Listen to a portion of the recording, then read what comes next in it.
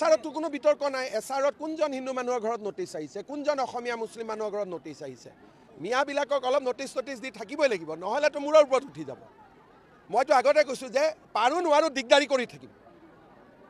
সেইকাৰণে ইয়াত একো লোক ঢাক কৰিবলগীয়া নাই, মই দিগদাৰিয়ে কৰি আছোঁ। পাৰোঁ নোৱাৰোঁ পিছত হ'ব, কিন্তু দিগদাৰি কৰি থাকিব লাগিব। বুজি পাব লাগিব যে অসমীয়াই ক'ৰবাত নহয় ক'ৰবাত প্ৰতিৰোধ কৰি আছে, নহ'লে ক'তোৱে যদি প্ৰতিৰোধ নকৰোঁ এইটো দেখোন ৱাক অভাৰ পাই যাব।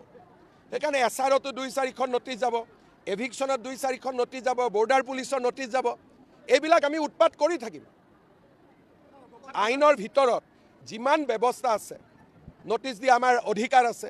যিকোনো বিজেপিয়ে কমপ্লেইন দিব পাৰে আমি দিম, বৰ্ডাৰ পুলিচক যিকোনোৱে কমপ্লেইন দিব পাৰে আমি দিম, চৰকাৰী মাটিত বহিলে আমি নটিচ দিব পাৰোঁ আমি দিম। গতিকে আমি উৎপাত অলপ অলপ কৰিয়ে থাকিম। নহ'লে ভাবিব যে অসমীয়াক আমি খুৱাই দিলোঁ আৰু এতিয়া ওপৰত ৰোলাৰখন চলাই দিলেই হ'ব। তেনেকৈতো নহ'ব। আমি দুখীয়া দৰিদ্ৰ মিয়া হওক, অসমীয়া হওক, হিন্দু হওক, মুছলমান হওক, চবৰ লগত আছোঁ। কিন্তু আমাৰ জাতিটোক শেষ কৰি দিয়ক, তাৰ লগততো কোনো থাকিব নোৱাৰিব। জাতিটোৱে ক'ৰবাত নহয় ক'ৰবাততো প্ৰতিৰোধ কৰি থাকিব লাগিব। গতিকে এছাৰত যে নটিচ গৈছে, অলপ অফিচত আহিছে, কষ্ট খাইছে, এইবিলাকতো দি থাকিবই লাগিব ন। মই আশা নকৰোঁ, মই কৈছোঁ যে কষ্ট দি থাকক। বিজেপিয়ে মই ভাবোঁ যে 106টা সমষ্টিত বিজেপিয়ে জিকিব পাৰে, কিন্তু মানুহেওতো জিকাব লাগিব। গতিকে যদি মানুহে জিকাম বুলি ভাবে 106টালৈকে জিকাব পাৰে, তাৰ ওপৰত নোৱাৰে।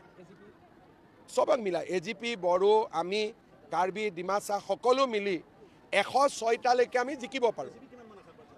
আগৰ দৰে আগত যেনেকৈ আছে তেনেকৈ মোটামুটি থাকিব। ছিটবিলাক অলপ চলপ চেঞ্জ হ'ব। কোনোবা ছিটত আমি উঠিম, আমাৰ ছিটত তেওঁলোক উঠিব, তেওঁলোক অদল বদল হ'ব। সংখ্যা মোটামুটি একে থাকিব, এটা দুটা বাঢ়িবও পাৰে, এইটো কোনো কাজিয়া কৰাৰ কথা নথয়, ঘৰুৱাভাৱে হৈ যাব চব।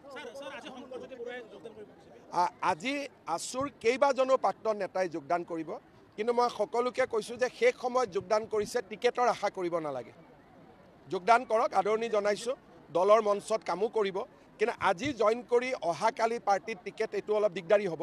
সেইকাৰণে মই শংকৰজ্যোতি বৰুৱা বা তেওঁৰ লগত অহা সকলোকে কৈছোঁ যে আপোনালোকে পাৰ্টিৰ কাৰণে কাম কৰক। পাৰ্টিয়ে স্বাগতম জনাইছে, কিন্তু এইবাৰে ইলেকশ্যনৰ টিকেটটো আশা নকৰিব। একচুৱেলি আমাৰ কি হয়, টিকেট চিলেকশ্যনৰ আগতে কৈ লওঁ, মোটামুটি বুজাবুজিটো হৈ গৈছে। আমাৰ দিলীপ শইকীয়া আৰু জয়ন্তমল্ল বৰুৱাই AGPৰ লগত কথা পাতি আছে, মোটামুটি সম্পূৰ্ণ হৈ গৈছে। আৰু যিদিনাখনে অমিত শ্বাহ ডাঙৰীয়াই বিচাৰিব যে আপোনালোক আহক চেছ কৰি দিওঁ, লগে লগে চেছ হৈ যাব। কাৰণ যিটো প্ৰাথমিক বুজাবুজি সেইটো ইতিমধ্যে সম্পূৰ্ণ হৈ গৈছে।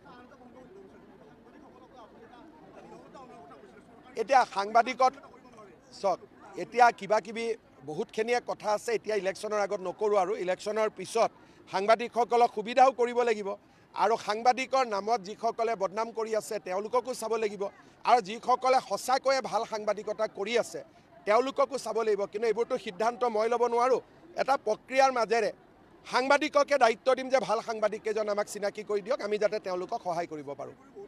চাকৰি কৰি থাকে, বহুতে LIC এজেণ্ট হৈও সাংবাদিকতা কৰি থাকে, কিছুমানে সাংবাদিকতা নকৰে, চৰকাৰী বিষয়া হৈ আকৌ পৰ্টেল চলাই গভৰ্ণমেণ্টক গালি পাৰি থাকে।